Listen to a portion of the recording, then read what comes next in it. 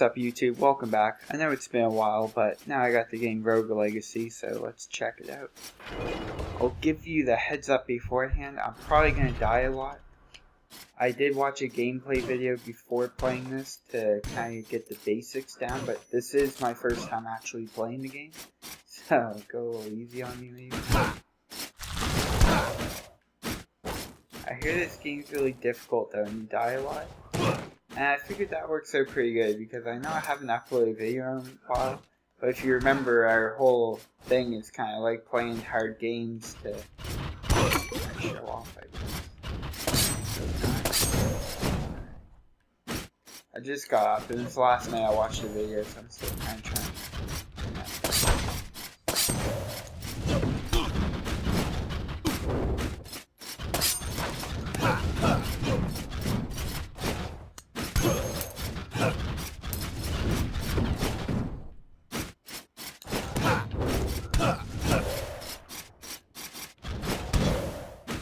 Yeah, I was watching the gameplay video last night, and I thought like, oh, that looks pretty cool. And then like 10 minutes ago I decided to get it.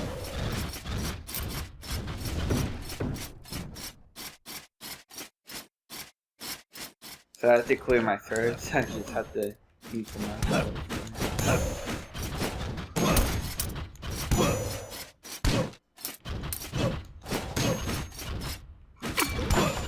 So far, so good, I guess. Now, this room that I'm in right now with the fairy chest, there are rooms that have their own objective. And after you beat said objective, you get the chest, which usually has good items. Because that's how you get runes.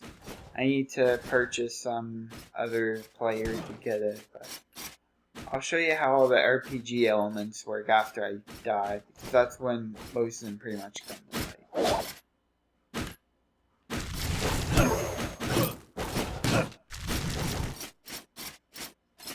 Now, even though a lot of you guys just use Xpadder like myself, it's worth mentioning that this game does have controller support.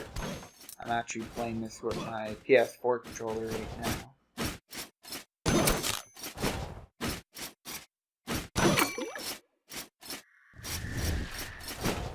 There's like different levels you can get to, so that's kind of what that's all about.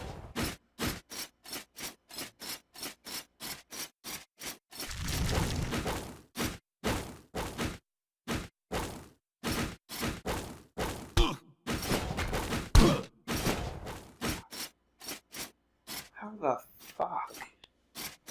Like, see how it says the fairy chest objective and it's to take no damage? You can see in the map where that green thing is at the end, that's where it's at. I need to have a bunch of those dash rooms to get through there. But we'll get into that in a little bit. Wow, living pain. Yeah, as you can see, it shows all the characters I died down there. It shows my guy's name, how I died. It gives you little tips, which usually don't help you at all. Now, it looks just like the screen, like it made me start over, but now I get to choose which character I want to use. Barbarian, Mage, or Knave. There's a lot more characters, you can actually unlock more. I think it's worth mentioning that the Barbarian obviously is like the tankier character. Then there's the Mage, which is really good with the different spells you can use. And then there's the Knave, which is kind of like the Assassin, but you need to upgrade him first. Now, I like the Barbarian, because whereas I don't have a lot of stats unlocked right now, it's good to have the health so I can actually last longer. Now, to the RPG elements. Also, back on the characters page, all the different characters have these different traits, but we'll get into that more in a little bit. So this unlocks Smithy, which lets me craft items and shit. And it's health up and mana up. Unfortunately, you gotta buy both of them to unlock this, which I buy to unlock the 2 towers that can go beside this one to really expand my people. So I start back here where I was, I trained, now I got this motherfucker here.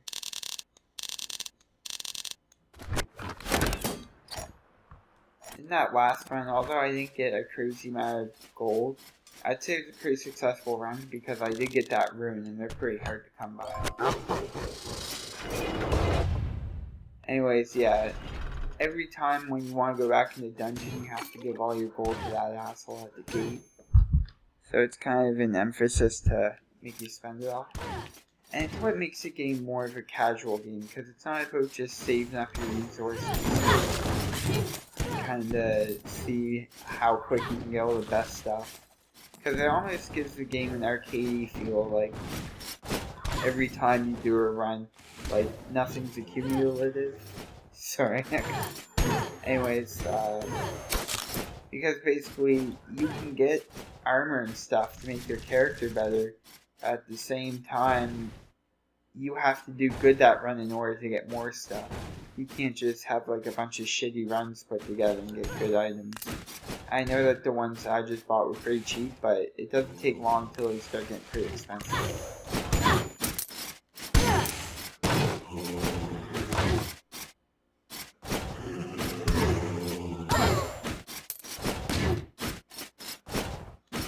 That moving picture is alive.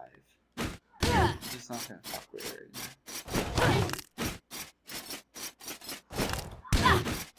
Whenever I see these guys, I can't help but to think of those monkeys on Mary Chuck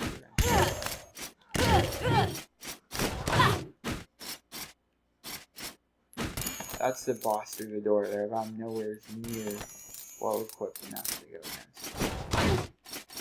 Got a good amount of gold though. The room there by the boss always has 2 chests in there. You can use the teleporters. There's one back at the start, but that's the only other one I saw so far in this time. What I can do later on is I can buy an architect, and then I can have him like lock down a dungeon so it stays the same, but he takes 60% of the gold I make. I mean, if you know where a lot of chests are, then they'll still be there, so you can just keep going back and getting them. I haven't actually done that before. I don't imagine I'm going to, because whereas I'm doing a playthrough of the game, it'd probably get pretty boring if I was in dungeon.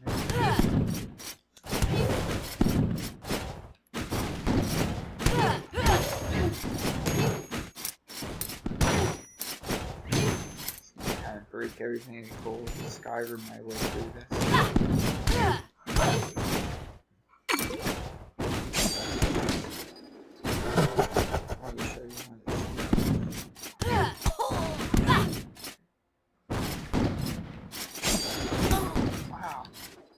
Doing terribly against this portrait, the doom tree.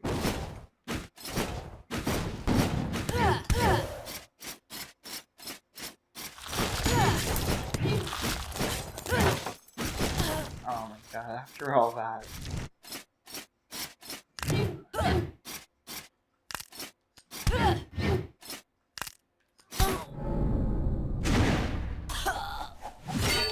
Dodge it. Anyways, I got a good amount of gold now, so kind of glad that I died in a sense, because now I can use it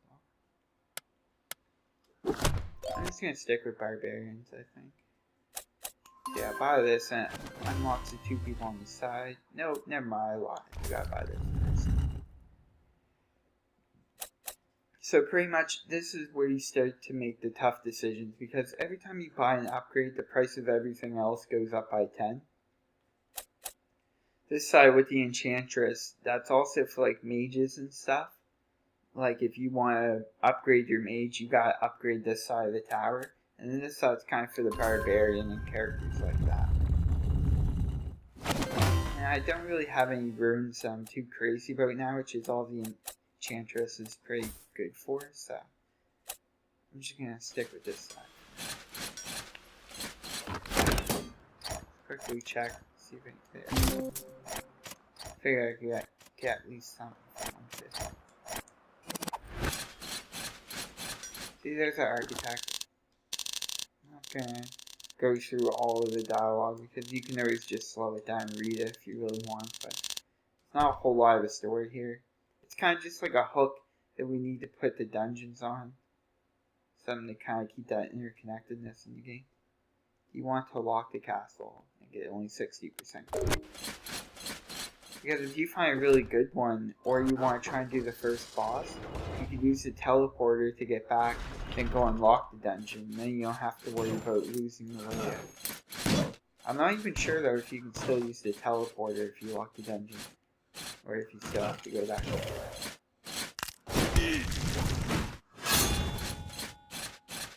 Oh, what the fuck? I haven't seen this trick before. Every time I use a spell.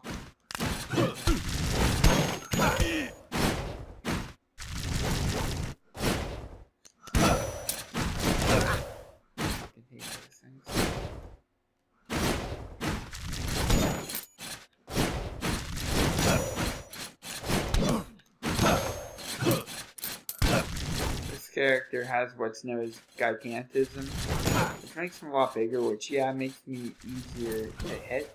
But also, I don't have to jump at stuff like that. I have a longer reach, so it has its ups and downs. Most of the tricks.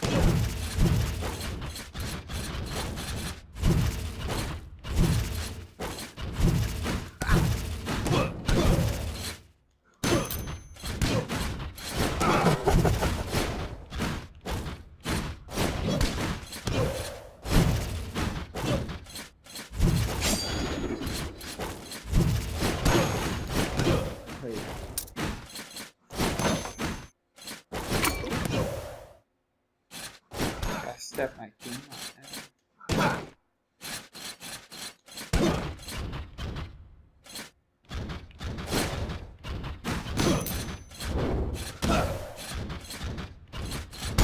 As you can probably guess, these guys are slow, but have really slow attacks. And see that blacksmith. Sorry. That blueprint will go to the blacksmith. And then I can craft that item for a certain price.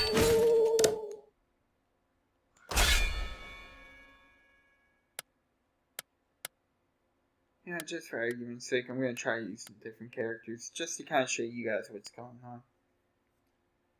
I'll use this guy, the Paladin, because it's the only character I've upgraded so far, so I can actually use his shield.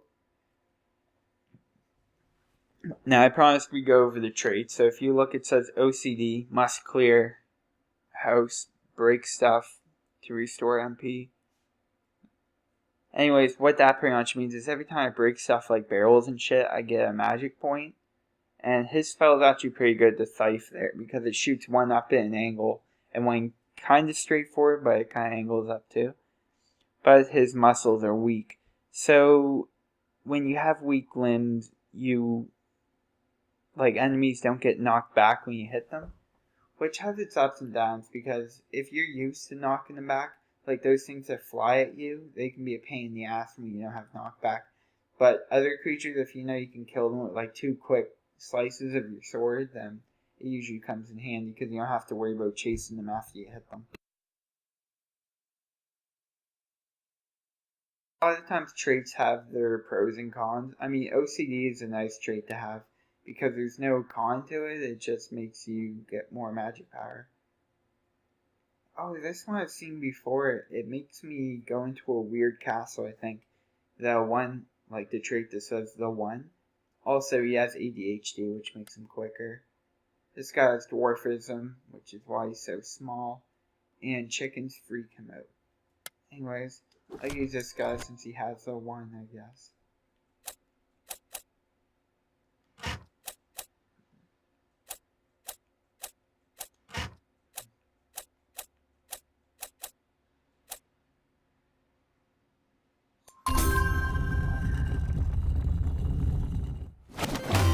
Because I will eventually get runes that I want to use, they can come in handy a lot.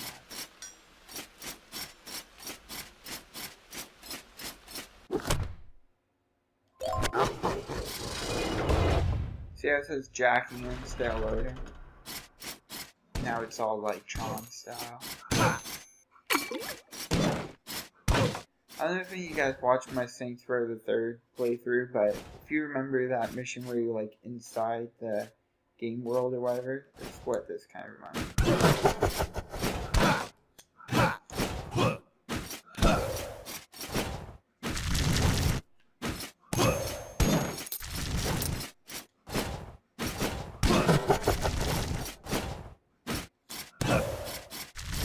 I'm pretty sure knaves have like the strongest attack output. I know they're really good at critical strikes.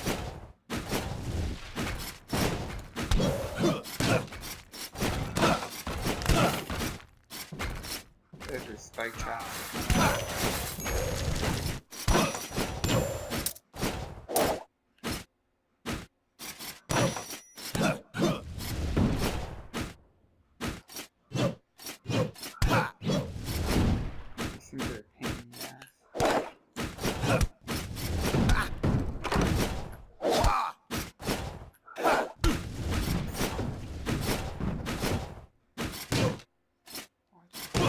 You know what? I'm like just about dead, so I might as well.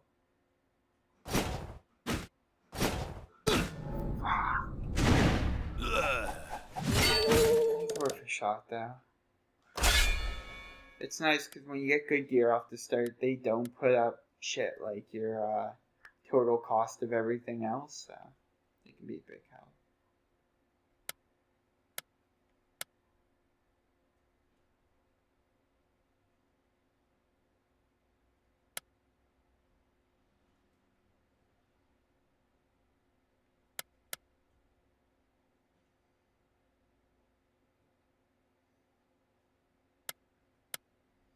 Now let's go off in the barbarian.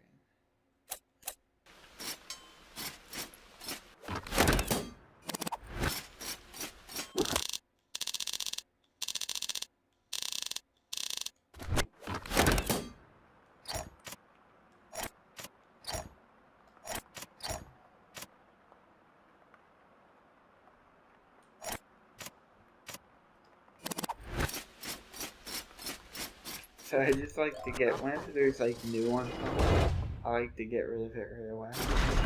When I used to play Call of Duty, every time I'd unlock items, it'd be such a pain in the ass that I'd like have to go through and get rid of it all, so that new thing would stay on the floor.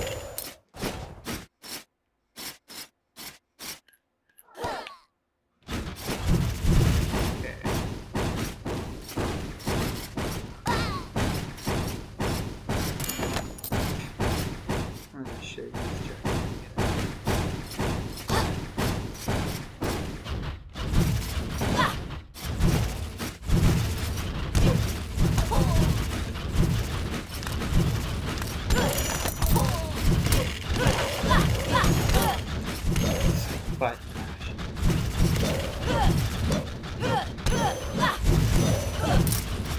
feel like if I wasn't a barbarian, I never would have survived that. Oh, it's like 13.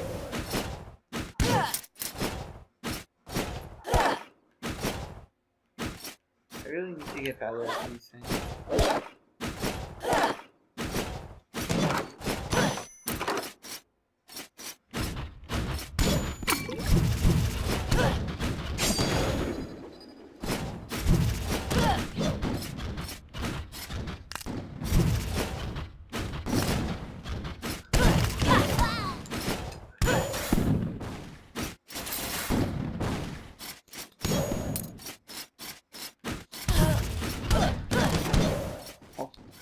How would fucking hit?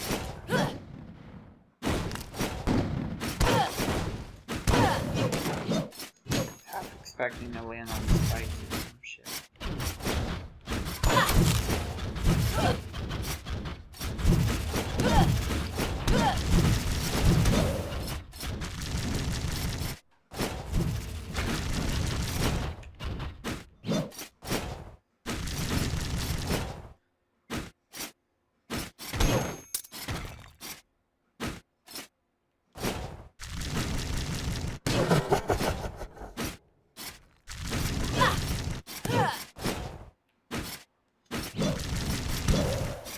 Yeah, this guy has like this stereo blindness trait, which is why I look like Paper Mario whenever I'm turning.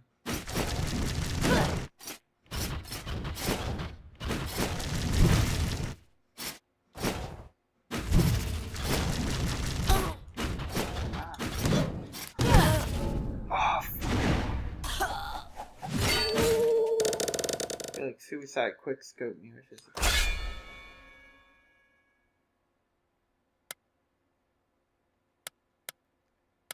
But it's like, it's an interesting concept, because the fact that you actually get to upgrade your stuff and change your character after you die makes it feel like it's not really that bad when you die. I mean, it's still a pain in the ass, don't get me wrong, but they kind of mask that a little bit by saying like, hey, you're dead, but now you get to change up your class or upgrade your shit.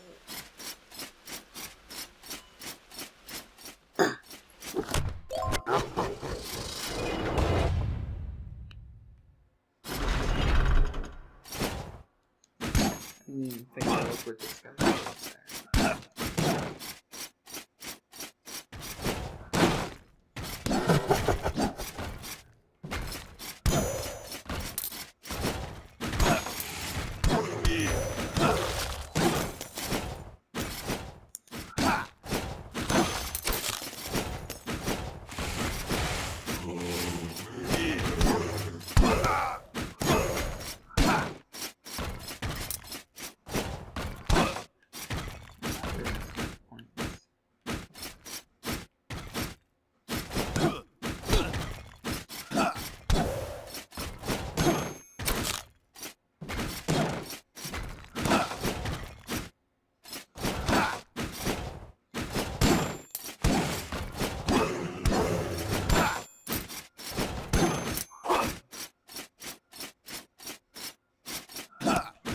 This guy must have the weak bones, like no knockback.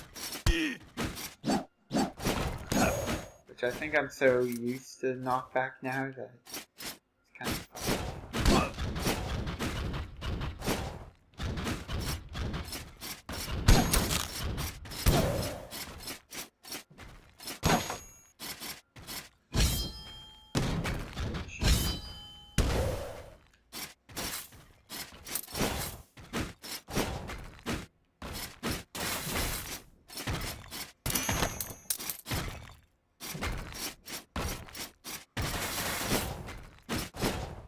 Pretty sure how the layout of this game works is there's like 4 levels altogether, and I think the final boss is considered a 5th level. So like this is the castle level obviously, but there's also like the forest. There's one that looks pretty much like hell, I guess you could say.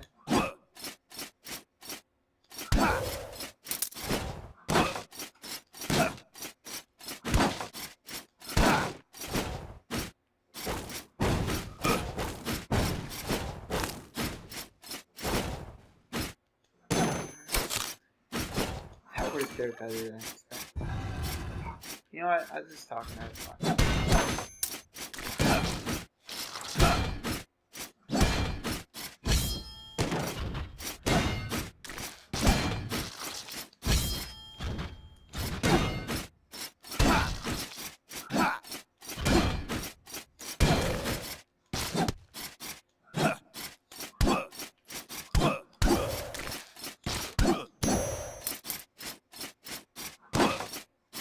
I really shouldn't be in this area, by the way.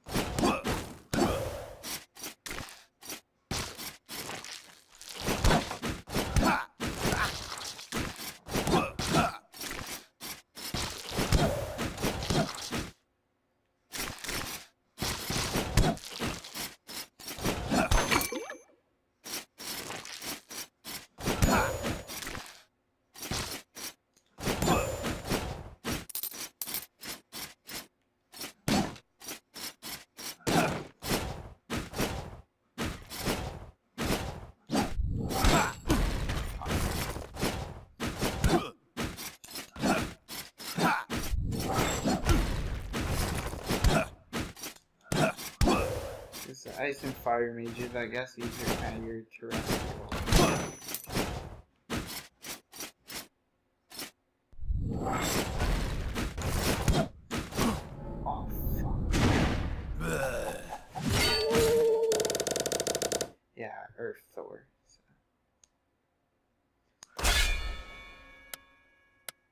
let's see, I'll do a few more little plays for this episode and I'll end it off. Or I might just make this the last one and I'll do the next one right away. Guess we'll go to Knave. The gay Knave, that is.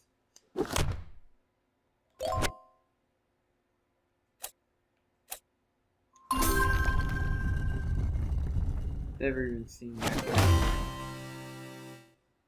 Super fast, super deadly warrior who wears a super headband. They can't take a lot of hits, but they can dish out the pain. Believe it. I don't know how I feel about that. Hagel.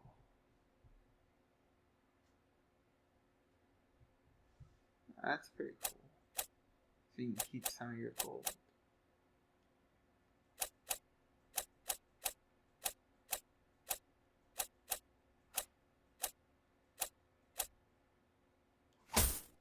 I'll eventually do that.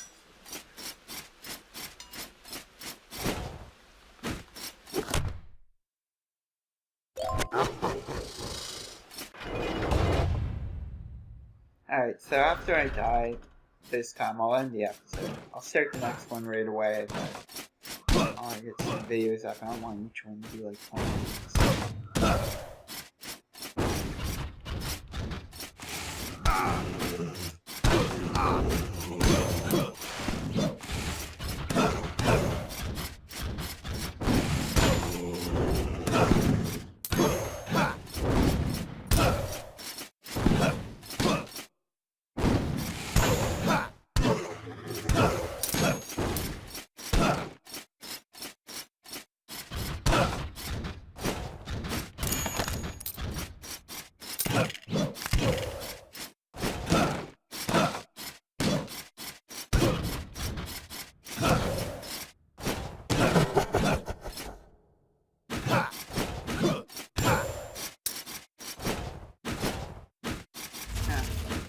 Like a mini boss.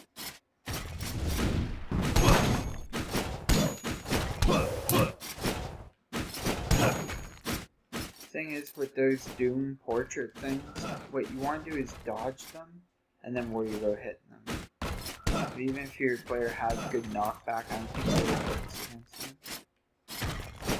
There's also like cool rooms with little games and shit. Probably have to wait till next episode to see.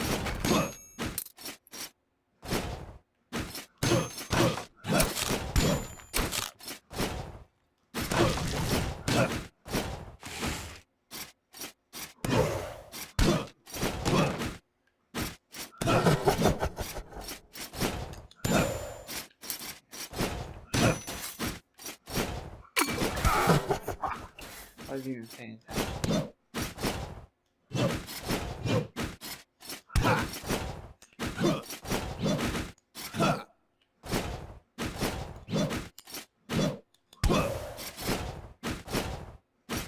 There's a chest over there.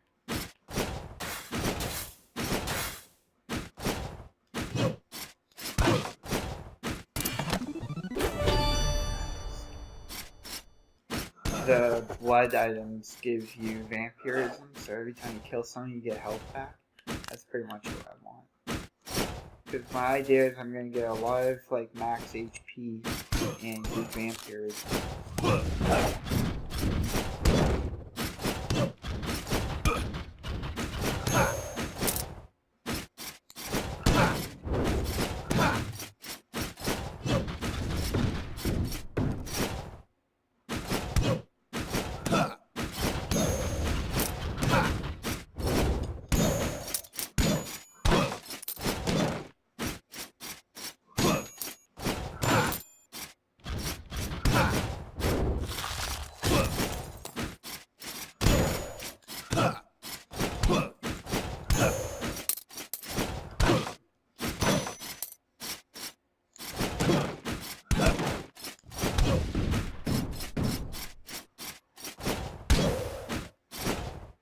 On my A game now this month.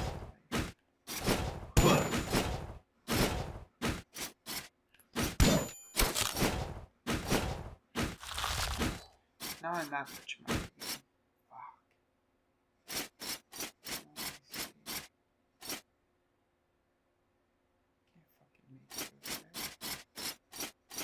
This is why you need mobility.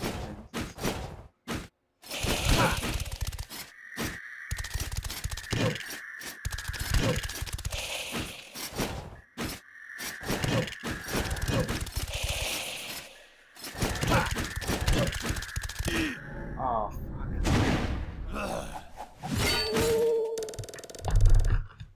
Oh well, I killed a good amount of shit there. Guess I'll pick my child before I end it. That's CLP.